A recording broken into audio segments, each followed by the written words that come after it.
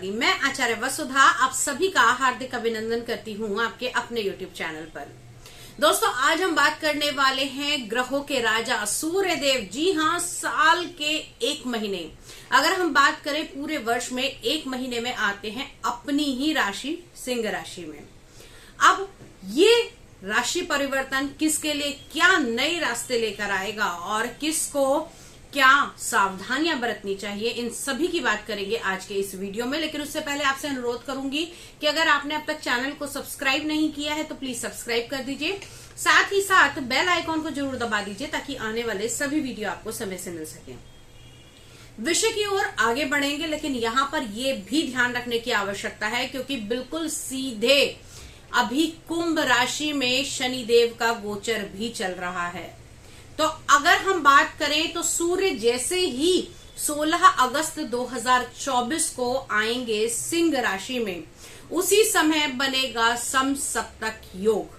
जी हाँ, पिता और पुत्र का आमना सामना होगा और यहाँ पर बहुत सारी राशियां ऐसी होंगी जिनको बहुत लाभ होने वाला है और कुछ एक राशियां ऐसी भी होंगी जिनको इस समय में सावधानी बरतने की आवश्यकता है। अब वो राशियां कौन सी होंगी, क्या होगा, आइए इसकी पूर्णतः विवेचना करेंगे। लेकिन उससे पहले आपको ये बता दूं कि दोस्तों, हमारे चैनल पर सभी प्रकार की वीडियो आपके लिए अवेलेबल हैं, जैसे कि ग्रह गोचर से जुड़ी वीडियो, व्रत पर्व त्योहार से जुड़ी हुई वीडियो और साथ ही साथ तंत्र मंत्र, नजर दोष और रोग मुक्ति के उपाय की वीडियो। तो हमारे चैनल को सब्सक्राइब जरूर करें। तो चलिए बात करते हैं, आने वाली 16 अगस्त 2024 को सूर्य आ रहे हैं केतु के नक्षत्र यानी कि मघा नक्षत्र के अंदर और अपनी ही राशि के अंदर।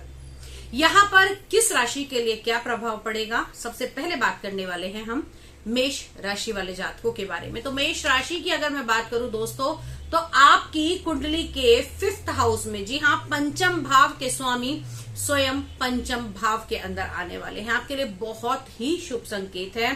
खास तौर से शिक्षा से जुड़े हुए बच्चों के लिए ये टाइम पीरियड बहुत ही फ्रूटफुल रहने वाला है। इस समय में सरकारी जॉब के लिए जो भी एग्जाम्स अगर आप भरते हैं तो उनमें आपको सफलता हासिल होगी। वहीं अगर मैं बात करूं आपके संतान भाव की, तो यहाँ पर पिता पुत्र का विरोध और यहाँ पर सूर्य का आना, कहीं ना कहीं संतान जो है आपकी वो थोड़ी सी विरोधाभास दिखा सकती है। विचारों का मतभेद आपके बीच में हो सकता है। शेयर मार्केट और स्टॉक मार्केट से जुड़े हुए लोगों को भी थोड़ा सा इस समय में सावधानी बरतने की आवश्यकता है। साथ ही साथ 5th हाउस होता है हमारे प्रेम संबंधों का। तो अगर मैं मेष राशि वाले जातकों की बात करूं तो इस समय में आपका जीवन साथी थोड़ा सा ईगोस्टिक हो सकता है, थोड़ा सा अहम, आत्मविश्वास ज्यादा आ सकता है। लेकिन ध्यान रखिएगा कि यहाँ पर आपको कुछ चीजों में फायदा होगा, जैसे कि अगर आप जॉब के लिए प्रमोशन चाहते हैं या फिर किसी भी प्रकार के ट्रांसफर की बड़े लंबे समय से उम्मीद कर रहे थे, तो आने वाले इस समय में आपको मिलने वाली है। अब बात करते हैं हम अगली राशि यानी कि वृषभ राशि वाले जातकों के बारे में।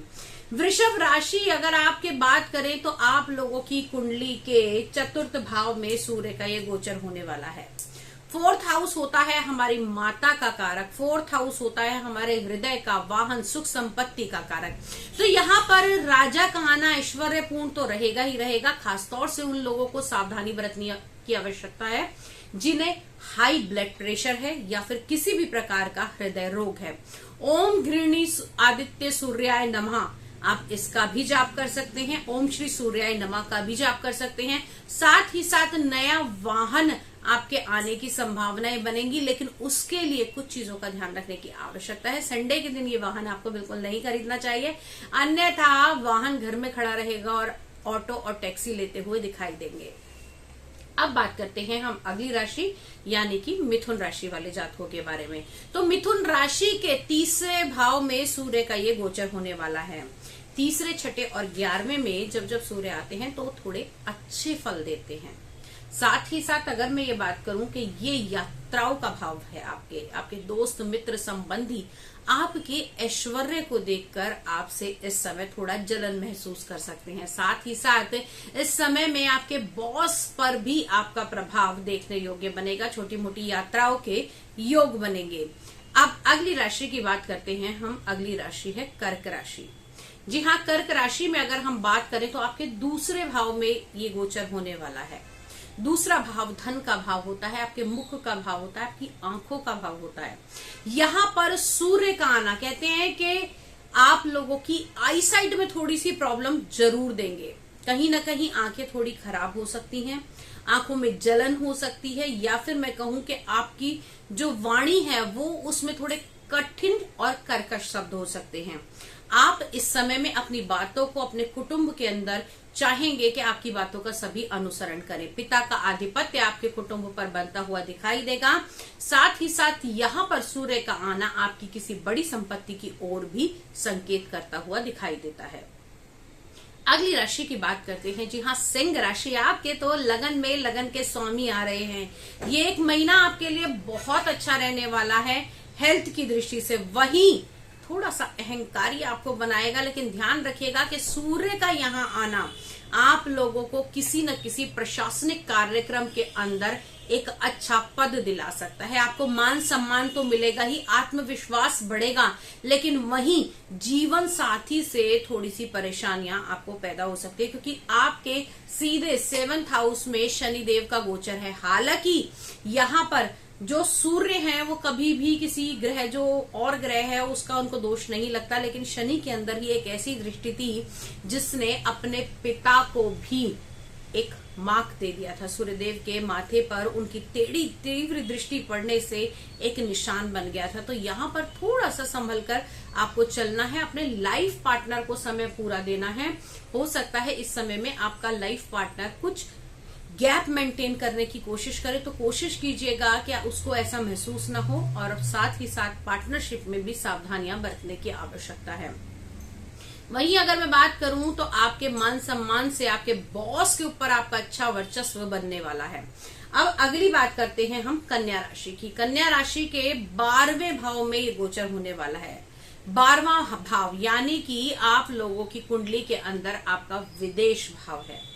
12वां भाव आपकी निंद्रा का भाव है। यहाँ पर सूर्य का होना उथल पुथल पैदा करेगा, देश विदेश की यात्राएं तो कराएगा, लेकिन इन समय में आप लोगों को सरकारी महकमे से जुड़े हुए अगर किसी भी कार्य का काम आपका पेंडिंग है, किसी भी प्रकार का टैक्स पेंडिंग है, तो उसको आपको पूरा करना चाहिए, क्योंकि ये भाव जेल का भाव भी है।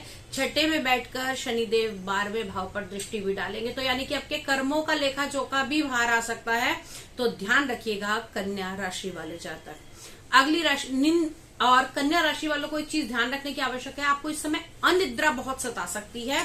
बेवजह की बेचैनी, बेवजह की पलपटेशन, टेंशन, जो चीज नहीं है उसको भी आप क्रिएट करके अपनी नींद में खलल डाल सकते हैं।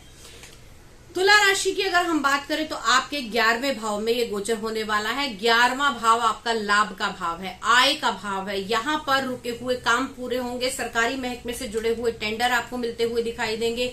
घुटनों के दर्द से अगर परेशानी चल रही थी तो अब थोड़ी राहत मिलेगी। साथ ही साथ अगर मैं बात करूं 11वें भाव की, तो ये 11वें भाव से आपकी मन वांछित इच्छाएं भी पूरी होंगी, क्योंकि इसे हम इच्छा पूर्ति का भाव भी बोलते हैं।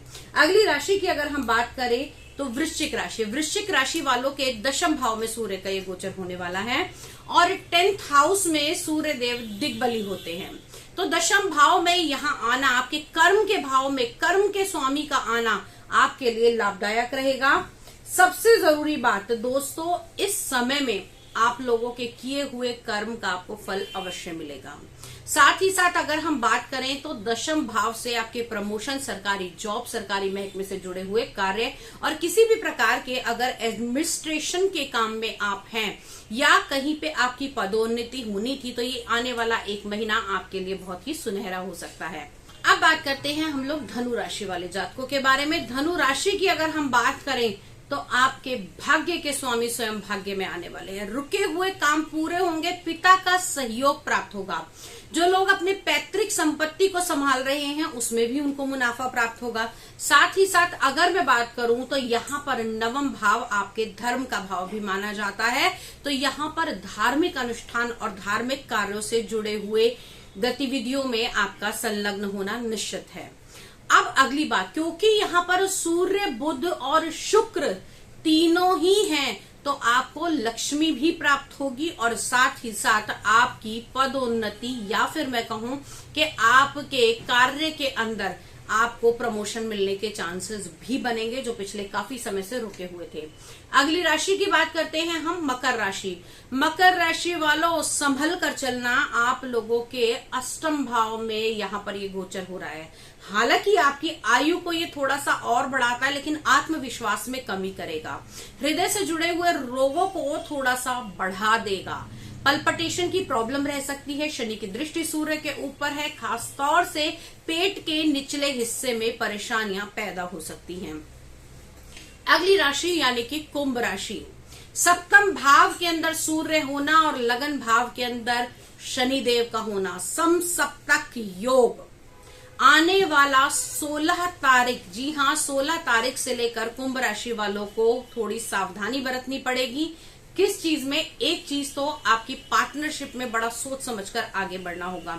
किसी भी प्रकार की ईगो, किसी भी प्रकार के अपशब्द आपको नुकसान दे सकते हैं। साथ ही साथ जीवन साथी के साथ जो संबंध हैं वो थोड़े से आपके गड़बड़ाएंगे। क्यों? क्योंकि एक तो सूर्य अलगाववादी है। सूर्य देव के अंदर इतना तेज होता है कि इनके तेज को स्वयं इनकी पत्नी भी नहीं संभाल पाई थी।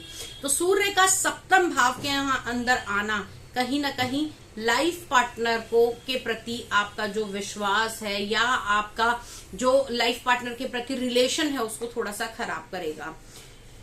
अपने ऊपर संयम रखें, अपने जीवन साथी के साथ समय अच्छा व्यतीत करें, पार्टनरशिप में सोच संभल कर चलें। साथ ही साथ गुप्तांगों में किसी प्रकार की एलर्जी, ईचिंग, इस प्रकार की प्रॉब्लम्स आपको हो सकती हैं। यहीं पर अगर हम बात करें, शुक्र और बुध भी साथ में हैं, तो जिन लोगों को किसी भी प्रकार की यूरिनल प्रॉब्लम्स हैं उनको थोड़ा सा संभल कर चलने की आवश्यकता है। यूरिन से जुड़े हुए रोग आपके इस समय में थोड़े से उभर सकते हैं, क्योंकि सप्तम भाव एक मारक भाव भी माना जाता है और यहाँ पर इन्हीं का आना सूर्यदेव का आपके लिए थोड़ी सी प्रॉब्लम क्रिएट करेगा। अगली राशि यानी कि मीन राशि। मीन राशि छठे भाव में सूर्य का ये गोचर कुछ प्रकार की संपत्तियां दिलाएगा। कैसे दिलाएगा? आप लोगों को लोन इस समय दिलाता हुआ दिखाई देगा। वहीं शत्रुओं के ऊपर आप हावी होंगे। किसी प्रकार का कोर्ट केस, मुकदमा इत्यादि चल रहा था तो उसमें राहत मिलेगी। बॉस के प्रति अगर कहीं भी कुछ भी अनबन चल रही थी, आपके बॉस आपसे नाराज थे, तो इस आने वाले 1 महीने में वो प्रॉब्लम्स आपकी सॉल्व होती हुई दिखाई देंगी। दोस्तों, ये तो है ग्रह गोचर सभी के लिए ओवरऑल, लेकिन हर व्यक्ति की अपनी अलग ग्रह गोचर हैं, अलग गणना है। ग्रह गोचर तो माफ कीजिएगा सेम ही है सबके, लेकिन हर व्यक्ति की अलग जन्म कुंडली है, अलग ग्रह नक्षत्र हैं। तो उनके हिसाब से यदि आप व्यक्तिगत रूप से अपनी कुंडली का विश्लेषण कराना चाहते हैं या फिर astrology, tarot card reading, numerology, palmistry सीखना चाहते हैं तो स्क्रीन पर दिए हुए नंबर पे हमसे संपर्क कर सकते हैं। आज के वीडियो में इतना ही। अगले वीडियो में आपसे फिर से मुलाकात करूंगी। तब